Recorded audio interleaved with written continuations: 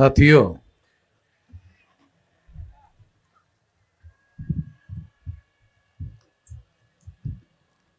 आज भीमा कोरेगांव का जो विजयोत्सव है, जिसकी संख्या 207वीं है, यानी 207 साल हो गए हैं इस लड़ाई को। और आज आप देख रहे होंगे, जो पूना से हम लोग भीमा कोरेगांव आते हैं, तो पूना से भीमा कोरेगांव का जो स्थल है वो लगभग 26 किलोमीटर है।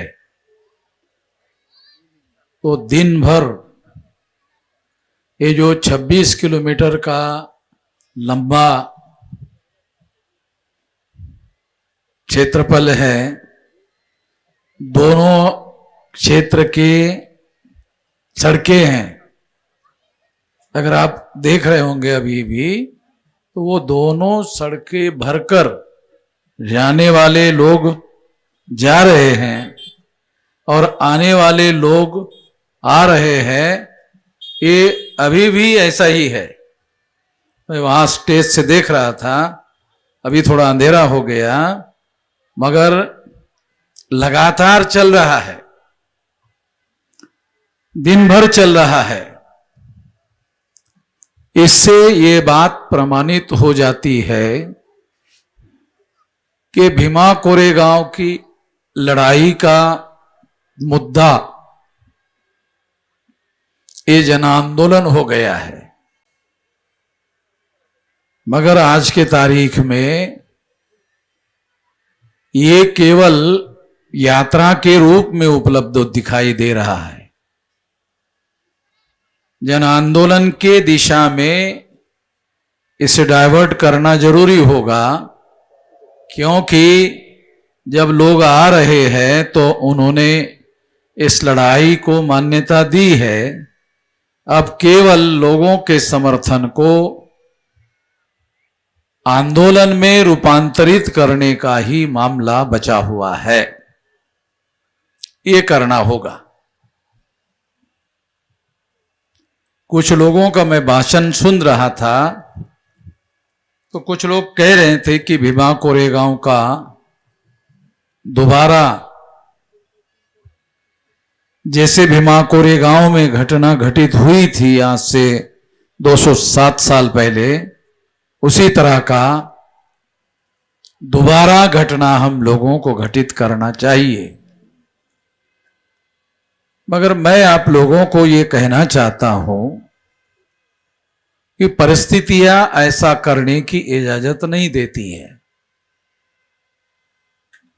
उसी तरह की घटना को दोबारा घटित नहीं किया जा सकता, क्योंकि हालात पूर्णतः बदल गए हैं।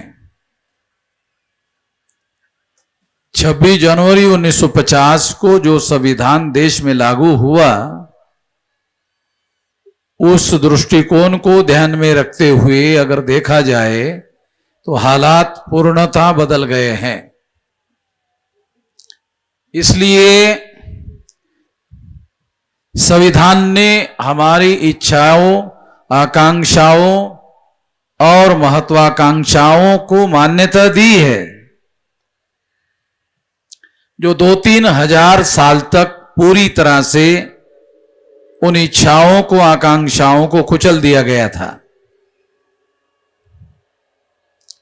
इसलिए मैं आप लोगों को ये उदाहरण के आधार पर बता रहा हूं कि परिस्थितियां पूर्णतः बदल गई है। उसका कारण 26 जनवरी 1950 को संविधान लागू हो गया है, और संविधान ने हमें वो सारे के सारे अधिकार जो भीमा कोरेगांव में घटित हो गया था और पेशवाओं का राज समाप्त कर दिया था, पेशवाओं का राज का मतलब है नीचतम ब्राह्मणों का राज। पेशवाओं का राज का मतलब था नीचतम ब्राह्मणों का राज। कुछ लोगों को ऐसा बोलने के लिए थोड़ा डर लगता है। मुझे इसलिए डर नहीं लगता है क्योंकि मैं कोई व्यक्तिगत रूप से ये बात नहीं कहना चाहता हूं। जो पेशवाओं का इतिहास अवेलेबल है, जो उपलब्ध है, पेशवा राज में उन्होंने जो कुछ भी किया, उस बात को ध्यान में रखते हुए, जो जिसके डॉक्यूमेंट्री एविडेंस है, उस बात को ध्यान में रखते हुए ये बात मैं कह रहा हूं कि पेशवाओं के राज में, जिसे आज एससी, एसटी, ओबीसी माइनॉरिटी के लोग हैं, उन लोगों की इच्छाओं को, आकांक्षाओं को पूरी तरह से कुचल दिया गया था। जिसे आज हम लोग मराठा कहते हैं, वो पेशवाओं में मराठा नहीं थे। मराठा जो शब्द है वो अर्वाचीन 100-125 साल से ज्यादा पुराना शब्द नहीं है। पेशवाओं के राज में वो शब्द कुनबी था। और कुनबी जो है, अगर मंडल कमीशन के रिकॉर्ड का अध्ययन करो तो ये बैकवर्ड क्लास के लिस्ट में शामिल है। और जो बैकवर्ड क्लासेस की लिस्ट बनाई गई है, अगर पुरानी वर्ण व्यवस्था का अध्ययन करो तो आपको पता चलेगा कि कुनबी जाति जो है वर्ण व्यवस्था में शूद्र के तौर पर मान्यता उनको थी। आखिरकार ज्योतिराव फुले के द्वारा मराठा लोगों को जगाने का जो अभियान चलाया गया था आधुनिक भारत में, उनके लिटरेचर में यही कहा गया है कि मराठा ब्राह्मण धर्म के अनुसार शूद्र है। और अगर वो शूद्र है तो वो जो ज्योतिराव फुले के द्वारा इतिहास में बताया गया, जो समझाया गया, यदि महाराष्ट्र के मराठा लोगों ने उस इतिहास से सबक सीखकर कुछ किया होता और कांग्रेस के ब्राह्मणों के जाल में नहीं फंसे होते, कांग्रेस के जाल में फंसने की वजह से महाराष्ट्र के मराठा लोगों ने जो ज्योतिराव फुले का रास्ता था वो रास्ते को उन्होंने छोड़ दिया। आज परिस्थिति क्या हुई? ब्राह्मणों ने पहले मराठा लोगों का इस्तेमाल एससी एसटी लोगों का लोकतंत्र में राज हो सकता था, उसे होने नहीं दिया और ब्राह्मणों ने इस काम के लिए मराठा लोगों का इस्तेमाल किया। एससी एसटी ओबीसी के लोगों को रोकने के लिए मराठा लोगों का ब्राह्मणों ने इस्तेमाल किया। तो इससे क्या हुआ कि एससी एसटी ओबीसी के लोगों को उन्होंने बताया, ब्राह्मणों ने, कि मराठा तुम्हारे दुश्मन है। तो एससी एसटी ओबीसी को मराठा के विरोध में भड़काने का काम किया। तो एससी एसटी ओबीसी के लोग महाराष्ट्र में मराठा के विरोध में हो गए, तो मराठा सिंगल आउट हो गए।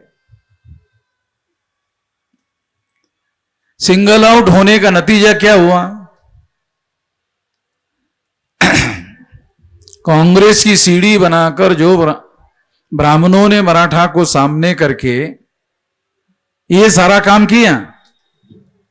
कांग्रेस जो पार्टी है वो मूल रूप से ब्राह्मणों के द्वारा बनाई हुई पार्टी, आज भी वो ब्राह्मणों के ही नियंत्रण में है।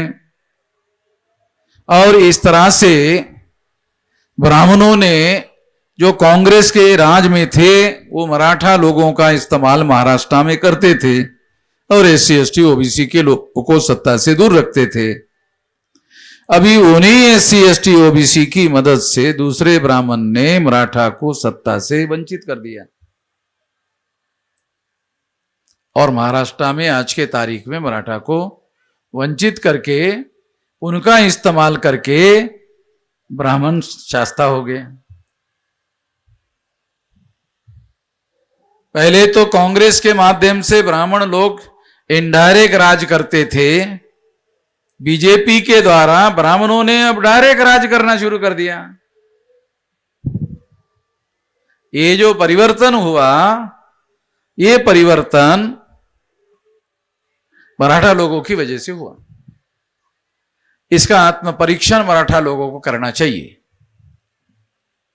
और आत्म परीक्षण करके जो ज्योतिराव फुले ने रास्ता बताया था, उस रास्ते पर मराठा लोगों को महाराष्ट्र में वापस आना होगा। यदि मराठा लोग ज्योतिराव फुले के रास्ते पर वापस नहीं आते तो मराठा लोगों के हाथ में दोबारा सत्ता आने की संभावना नहीं।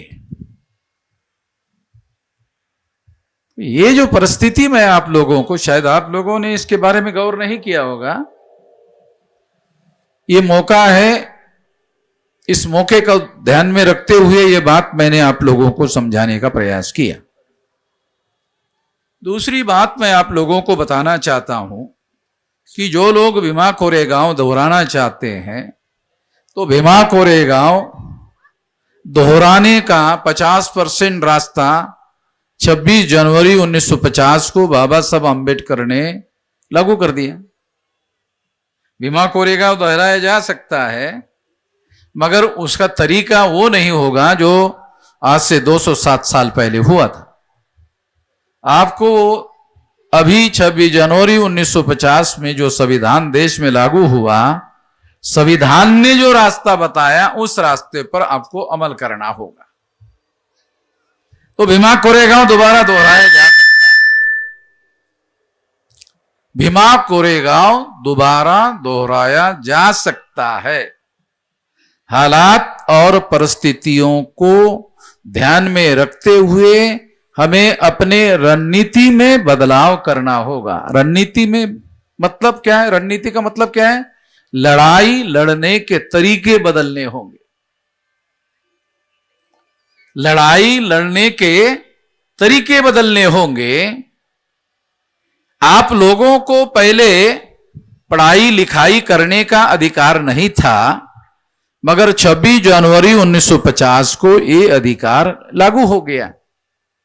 तो जो 1848 को ज्योतिराव फुले ने आधुनिक भारत में आंदोलन शुरू किया था, वो आंदोलन विफल हो गया है, ऐसा हमारे एक भाई ने यहां कहा था।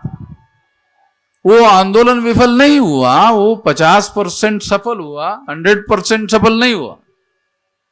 संविधान लागू हो गया तो कानून के अनुसार, संविधान के अनुसार ब्राह्मण का राज स्थापित नहीं कर सकते। खुलकर ब्राह्मण का राज स्थापित नहीं कर सकते, और ब्राह्मणशाही को खुलकर स्थापित नहीं कर सकते। ये संविधान की वजह से ऐसा संभव हुआ।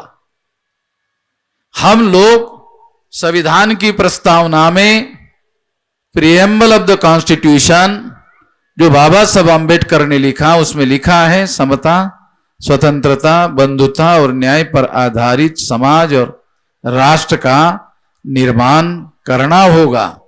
करने के लिए यह संविधान लिखा गया है। हमारे लोग संविधान संविधान संविधान संविधान संविधान ऐसा बोलते रहते हैं, और कुछ लोग जो है संविधान को ऐसा भी करते हैं। तो वो संविधान में जो है वो दिमाग में जाता नहीं है, किताब से ऐसा घुसता नहीं है। जो संविधान में लिखा हुआ है वो घुसता, ऐसा ही कितना भी ऐसा मारने से भी नहीं घुसता। तो उसको पढ़ने से घुसता है, उसको मारने से नहीं घुसता, उसको पढ़ने से घुसता है। वो सारे तरीके उधर बताए गए हैं कि आप संविधान के रास्ते चलकर जो तरीके बाबा साहब अम्बेडकर ने संविधान में बताए, उस तरीके को अपनाकर आप भीमा कोरेगांव दोबारा स्थापित कर सकते हैं, दोबारा वो सफलता हासिल कर सकते हैं, अर्थात पेशवाओं का राज समाप्त कर सकते हैं, अर्थात समता, स्वतंत्रता, बंधुता और न्याय पर आधारित समाज और राष्ट्र का निर्माण कर सकते हैं। क्या करना होगा? तो संविधान के आर्टिकल 19 में ये लिखा हुआ है। मैं बार बार हमारे लोगों को बोलते रहता हूं कि पढ़ लो, संविधान के आर्टिकल 19 को पढ़ लो। संविधान के आर्टिकल 19 में हम लोगों को पढ़ने का, लिखने का और संगठन बनाने का, जागृत होने का, जागृत करने का और उसके आधार पर संगठन बनाने का अधिकार दिया है। ये तो 50% तो कम कर दिया, तो नहीं था, ये अधिकार दे दिया।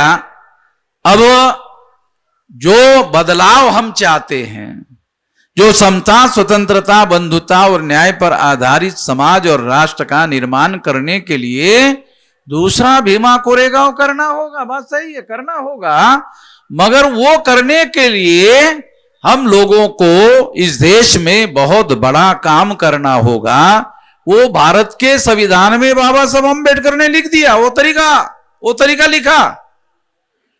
क्या तरीका बताया उन्होंने कि भीमा कोरेगांव आप कर सकते हो और भीमा कोरेगांव करके समता, स्वतंत्रता, बंधुता और न्याय पर आधारित समाज और राष्ट्र का निर्माण कर सकते हो। एक प्रावधान कर दिया आर्टिकल 19 में, संविधान के आर्टिकल 19 में प्रावधान कर दिया, ऐसा करके कर सकते हो। तो क्या करके कर सकते हो? तो ये SC, ST, OBC माइनॉरिटी के लोगों का संगठन बनाकर कर सकते हो। कर सकते हो, ये कर सकते हो, भीमा कोरेगांव दोबारा कर सकते हो। उसके लिए आपके पास हथियार चलाने का अधिकार नहीं है, चाकू, छुरी, बंदूक, गोली चलाने का अधिकार नहीं है। उस समय वही तरीका था, एक राजा दूसरे राजा के विरोध में तलवार से लड़ता था, खून खराबा होता था और जो जीत जाता था वो राजा बन जाता था। अब वो समाप्त हो गया है, हालात बदल गए हैं। अब लोकतंत्र का तरीका आ गया है। आर्टिकल 19 में संविधान के राइट नहीं है, संवैधानिक राइट नहीं है, फंडामेंटल राइट है। आर्टिकल 19 केवल मात्र अधिकार नहीं है, ये फंडामेंटल राइट है। तो हमारे लोगों को अभी तक राइट और फंडामेंटल राइट का भी फर्क समझ में नहीं आता है। फंडामेंटल राइट का मतलब है किसी भी सरकार के पास फंडामेंटल राइट का वायलेशन करने का अधिकार नहीं है। अगर मान लो आप संगठन बनाना चाहते हो, कोई सरकार आपको संगठन बनाने से रोक नहीं लगा सकती, किसी सरकार के पास ऐसा कोई पावर नहीं है। तो हमारे लोगों को पता ही नहीं है। तो ये जो पावर है आर्टिकल 19 के तहत, ये मौलिक अधिकार है, ये फंडामेंटल राइट है। इस अधिकार का उपयोग करके हम संगठन बना सकते और भीमा कोरेगांव संगठित शक्ति के बल पर कर सकते। अगर आपने भीमा कोरेगांव संगठित बल पर कर दिया तो राष्ट्रपति आपको प्रधानमंत्री की शपथ दिला देगा। अगर आपने चाकू, छुरी, बंदूक, गोली का इस्तेमाल किया तो साधारण कांस्टेबल आपको पकड़ देगा, इंस्पेक्टर की जरूरत नहीं है। साधारण कांस्टेबल आपको पकड़ लेगा और आपको जेल में डाल देगा। और जेल में डालने के बाद में आप जेल के अंदर क्या कर सकते हो? आप कुछ नहीं कर सकते। तो इसलिए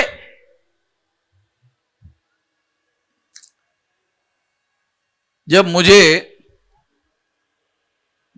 नरेंद्र मोदी की लोगों ने, बीजेपी के लोगों ने गुजरात के जेल में डाला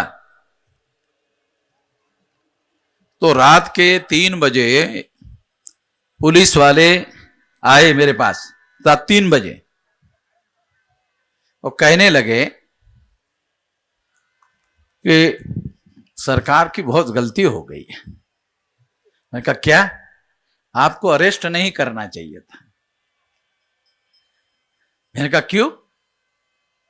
कहा सारे देश के पुलिस चौकी के पास आपके लोग बैठे हुए हैं, ये अगर पहले ही मालूम होता तो आपको अरेस्ट ही नहीं करते।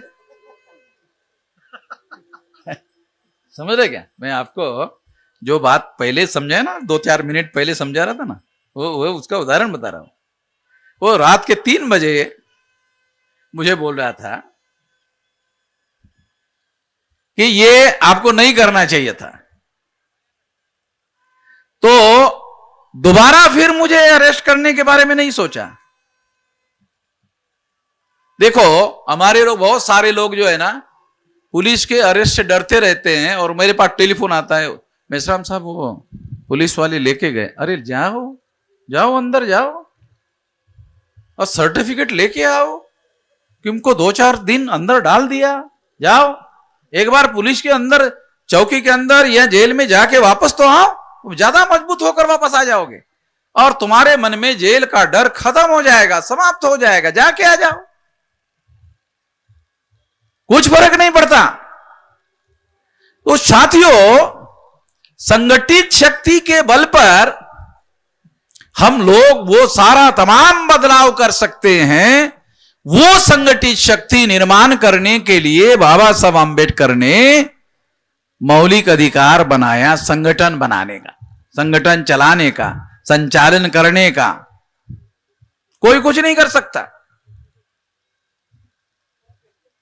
कोई सरकार हमारी जो बात हम कह रहे हैं बिल्कुल सुनने को उनको अच्छा नहीं लगता, मगर क्या करें, आर्टिकल 19 की वजह से कुछ नहीं कर सकते, वो उनको सुनना पड़ता है हमारी बातें। हम सार्वजनिक कहते हैं, उनको सुनना पड़ता है। सरकार उनको कहती है कि वो अमन मेश्राम क्या बोलते हैं लिख कर आ जाओ, तो मैं पुलिस वालों को बोलता हूं अरे मेरे पास से एक वीडियो लेके जाते जाओ, काहे को पेन से लिखो, कम ज्यादा काना मात्रा में गलत हो सकता है, मेरे पास से एक वीडियो लेते जाओ, डायरेक्ट सुनो, डायरेक्ट सुनवाओ मंत्री को, मुख्यमंत्री को।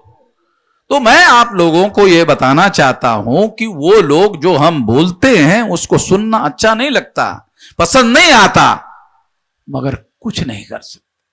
क्यों? संविधान के आर्टिकल 19 की वजह से। तो मौलिक अधिकार है, बोलने का अधिकार मौलिक अधिकार है। Freedom of speech and freedom of expression. Freedom of speech बोलने का अधिकार, फ्रीडम ऑफ एक्सप्रेशन यानी जो कुछ भी हम कहते हैं वो एक्सप्रेस करते हैं अंग्रेजी में, वो कहने का अधिकार, ये मौलिक अधिकार है। और ये अधिकार के तहत हमें संगठन बनाने का अधिकार है। यदि हम अपना विशाल संगठन बनाते हैं, अभी आपने देखा होगा 31 तारीख को हमने भारत बंद करवाया ओबीसी की जाति आधारित गिनती के लिए, ईवीएम के मुद्दे के लिए। वो लोग कहते हैं कि ईवीएम में कोई गड़बड़ी नहीं है। सवाल ईवीएम में गड़बड़ी है या नहीं है, लोगों का यकीन नहीं है, लोगों का विश्वास नहीं है।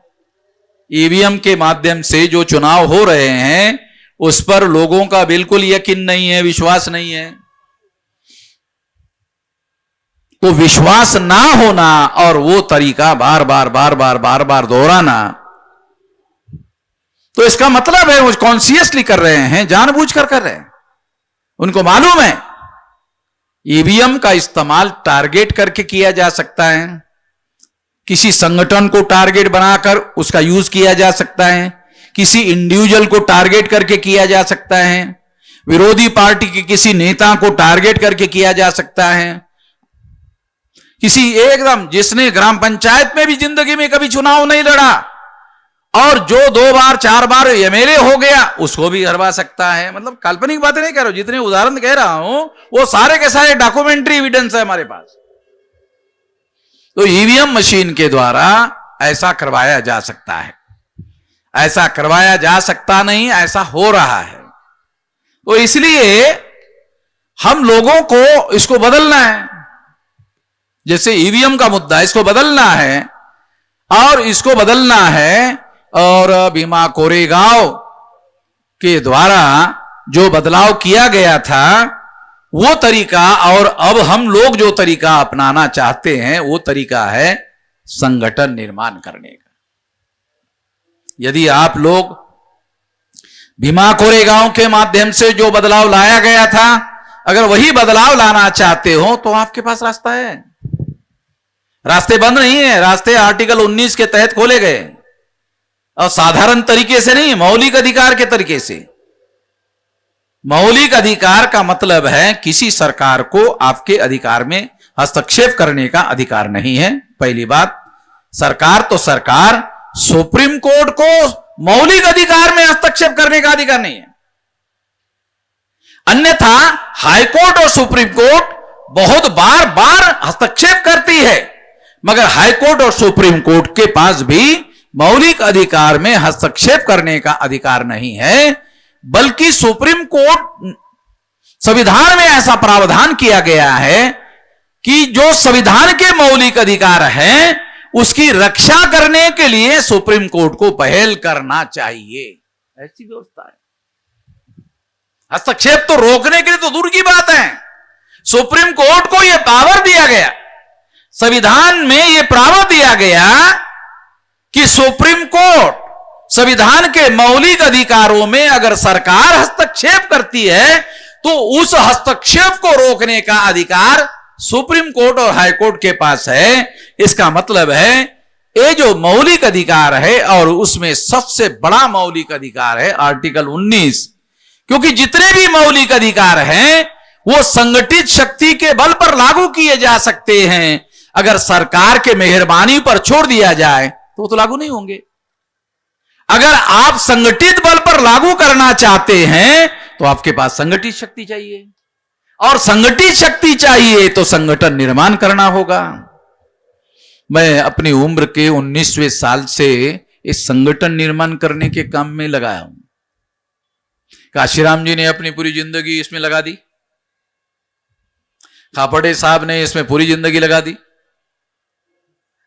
मेरी अभी 68 साल चल रहा है, तो 68 का मतलब होता है सरकारी भाषा में रिटायरमेंट के बाद 8 साल हो गए, यानी 60 साल में रिटायरमेंट हो जाता है आदमी, और 60 साल के बाद अगर 2-4 साल हो गए तो लोग बोलते हैं कि रिटायरमेंट ही नहीं है, अभी तो आप टायर्ड भी हो गए। तो इतना साल हो गया, 68 मेरा रनिंग चल रहा है, और इतने लंबे साल से लगभग 49-48 साल से अगर मैं दावे के साथ कहूं तो एक बात कह सकता हूं कि इतना लंबा समय मैंने संगठन निर्माण करने में लगाया। मेरी अपनी समझदारी के अनुसार जो बात मैं समझा रहा हूं आप लोगों को, और इसकी बदौलत 32 राज्यों के 625 जिलों में हमारा संगठन बन गया। 3000 से ज्यादा तहसीलों में हमारा संगठन बन गया।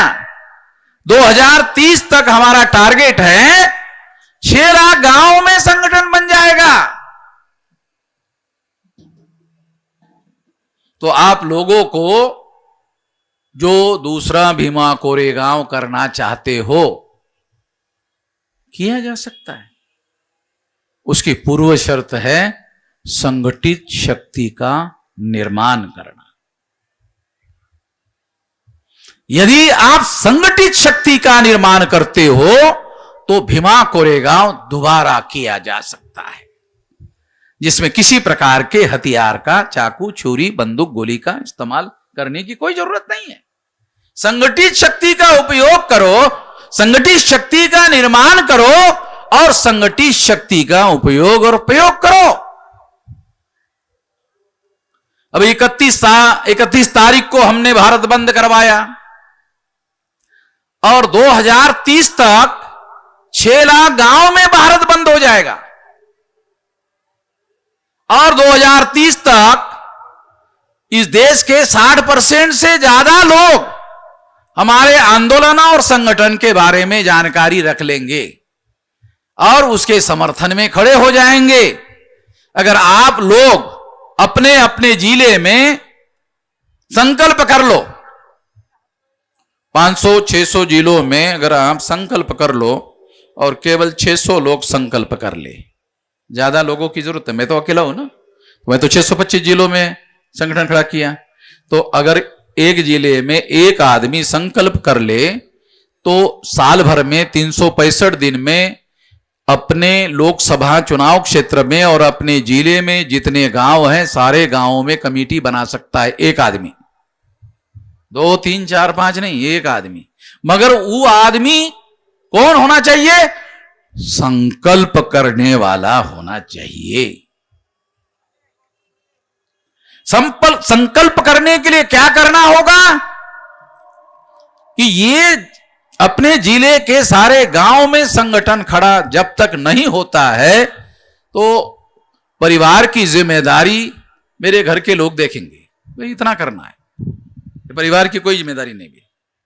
परिवार में मान लो मार्केट से सब्जी खरीद कर लाना है तो बोलने का मिसेस को, ये अभी आप सब्जी तेल ये जो कुछ है वो सब तुम करो, ये जब तक नहीं होता है तब तक तुम करो। अब मार्केट से अगर घर के लोगों को आप मार्केट से सब्जी भाजी और ये लाने के लिए कहोगे तो वो कोई बहुत बड़ा हिमालय खोदने का काम नहीं है। हिमालय खोदना है और उसमें से चूहा निकालना है, ऐसा कोई बड़ा काम नहीं है। तो वो काम घर के लोग कर लेंगे। तो एक जिले में अगर एक आदमी संकल्प कर ले तो साल भर में ही ये हो जाएगा, 365 दिन में ये हो जाएगा। संकल्प कर ले हो जाएगा, क्योंकि जो आदमी संकल्प करता है उसकी लोग उंगली पकड़ते हैं। अगर आप ही संकल्प नहीं करते हैं तो आपकी उंगली कौन पकड़ेगा? जो संकल्प करता है कि यह काम मैं करूंगा तो फिर आपके साथ खड़े हो जाते हैं लोग। तो इसलिए अब तो हमने 625 जिलों में संगठन खड़ा कर लिया और हम लोग जब आदेश देते हैं तो हम लोग अब सारे देश भर में भारत बंद करने लायक हो गए हैं। और 2030 में इसमें एक बड़ा बदलाव आएगा, 6 लाख गांव में बंद होगा और गांव के आसपास से जितने भी एक्सप्रेस हाईवे जा रहे हैं, रोड जा रहे हैं, स्टेट हाईवे जा रहे हैं, डिस्ट्रिक्ट हाईवे जा रहे हैं और वहां कोई चौराहा है, अगर वहां आप खड़े हो गए तो 1 घंटे भर के लिए, 2 घंटे भर के लिए और 2, 4, 5, 10 घंटे के लिए ट्रैफिक जाम हो जाएगा। अब वहां खड़े हो जाओ। तो इससे क्या होगा? अगर मान लो हम लोग ऐसे 1 से लेकर 1.25 लाख सेंटर बना रहे हैं, वो 1 से लेकर 1.25 लाख सेंटर ऐसे बना रहे हैं, उसका सारा रिकॉर्डिंग में, वहां जाके लोगों को केवल खड़ा रहना है और एक सिंगल ऐसी लकड़ी लेकर भी नहीं जाना है। हथियार तो बहुत दूर की चीज है, लकड़ी लेकर भी नहीं जाना है। ग्रास की लकड़ी होती है ना, ग्रास की, वो लकड़ी भी नहीं लेके जाना है। वहां जाके केवल खड़ा होना है। अगर आप ऐसा करते हो 1 लाख 1.25 लाख सेंटर पर तो सारे देश भर में सब कुछ बंद हो जाएगा। घंटे भरे के लिए हो जाएगा, 2 घंटे के लिए, 4 घंटे के लिए हो जाएगा। आप कितना मोबिलाइज करते हो। पहली बात तो मैं आपको समझाया संगठन, तो संगठन बनाने पर जोर लगाओ। मैं आपको ऐसा कोई काम नहीं बता रहा हूं जो मैंने नहीं किया, जो मैंने अपनी जिंदगी में किया। उम्र के 19वें साल से 67 साल मेरा चल रहा है, तो 625 जिलों में 32 राज्यों में संगठन खड़ा किया।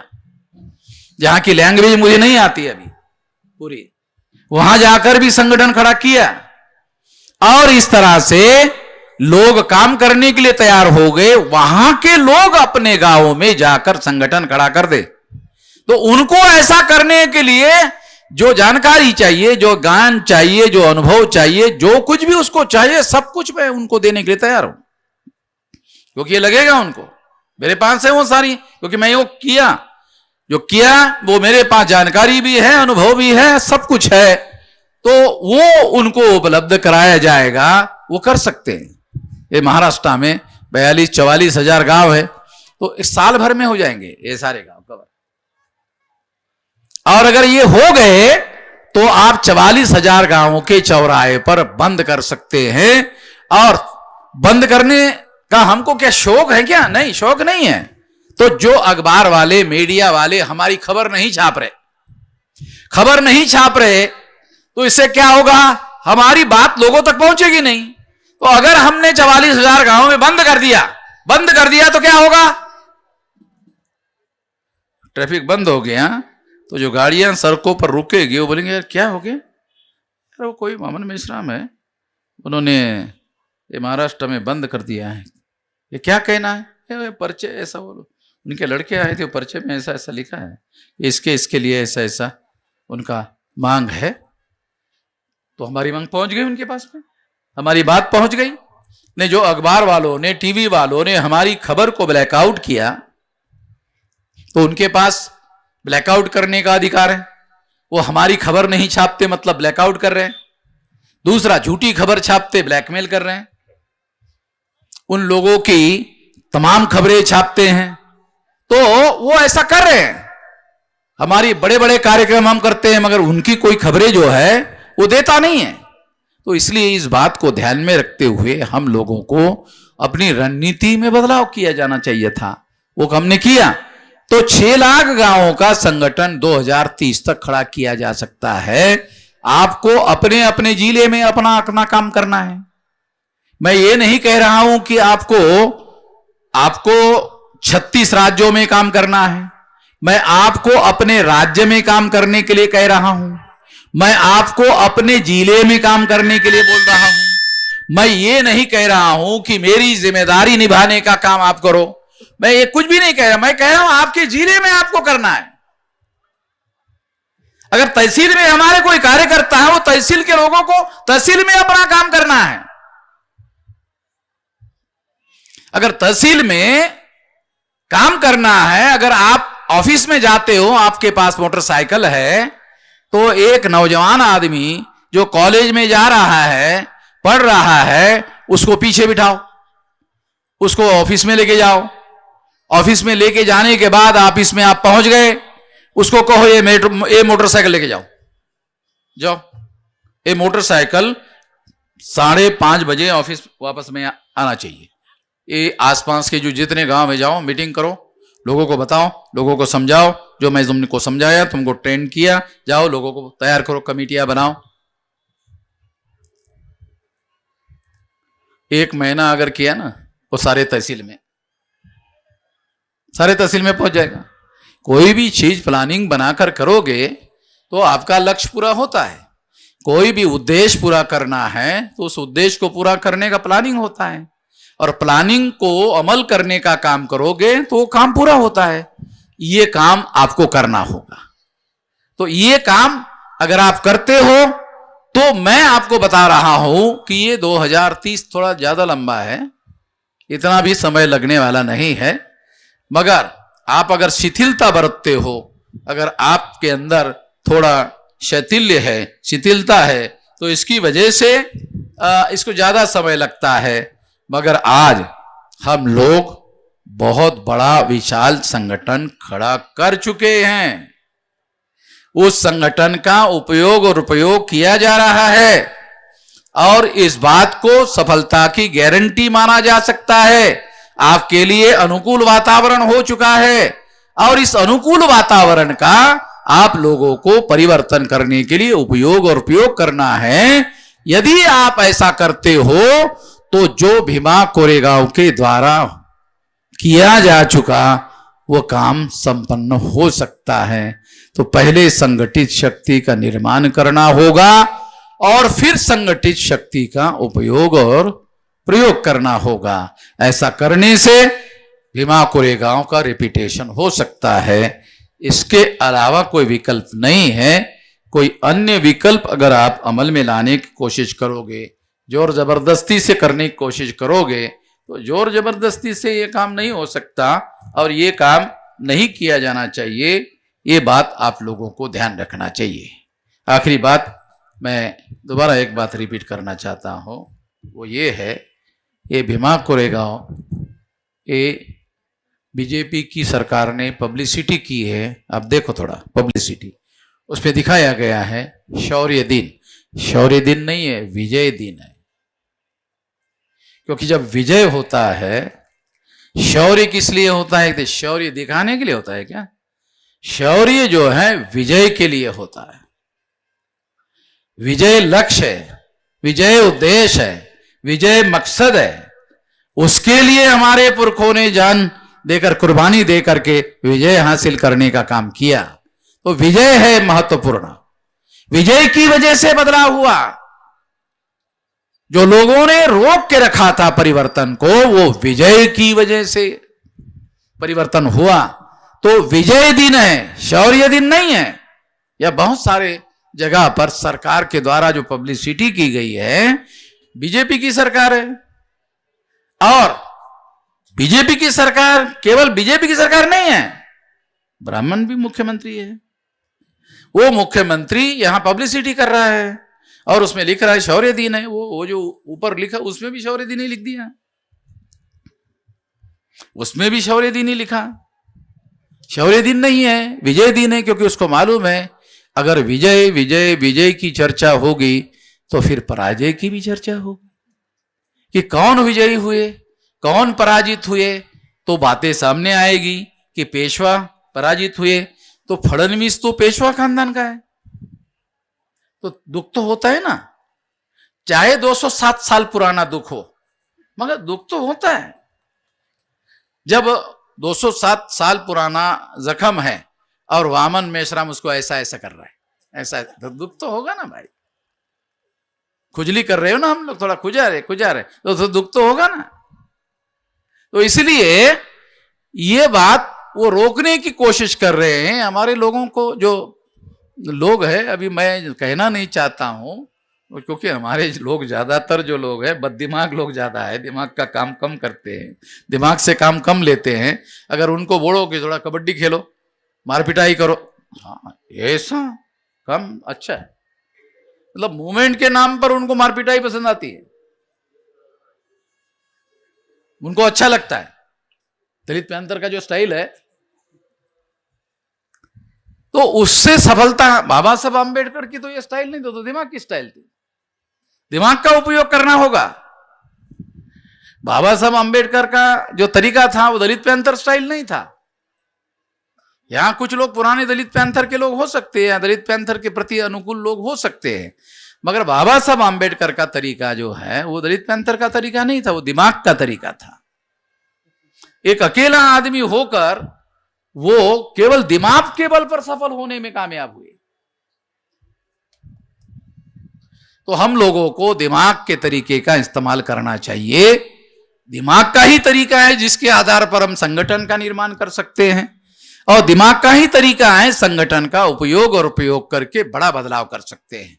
जितना बड़ा बदलाव हम लाना चाहते हैं उतना बड़ा संगठन निर्माण करना होगा, और हमारे लोग कर सकते हैं। वो करने का काम करना चाहिए। क्योंकि मैं अकेला 32 राज्यों में घूम घूम कर, जहां की लैंग्वेज मैं नहीं जानता, वहां संगठन कर चुका हूं। 625 जिलों में संगठन कर चुका हूं। करोड़ों रुपया, कई करोड़ों रुपया लोग हमको देते हैं, लाइन लगा कर देती। यहां भी आपने देखा होगा, बच्चे भी लोग दे रहे।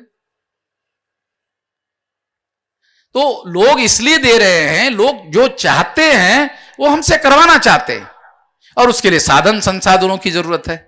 वो साधन संसाधन अगर आप वो काम करने की जिम्मेदारी ले लो तो उसके लिए रिसोर्सेज देने के लिए तो तैयार हो सकते हैं। ये काम हमको करना होगा। इस मौके पर साथियों, अगर हम ऐसा करते हैं तो हम विशाल संगठन खड़ा करने में और उसका उपयोग और उपयोग करके भीमा कोरेगांव दोहराने में कामयाब हो सकते हैं। ऐसा करना होगा। ऐसा करने के लिए आप साथ सहयोग करोगे, इस आशा और विश्वास के साथ आपने मेरी बात ध्यान से सुनी, इसके लिए आभार, धन्यवाद।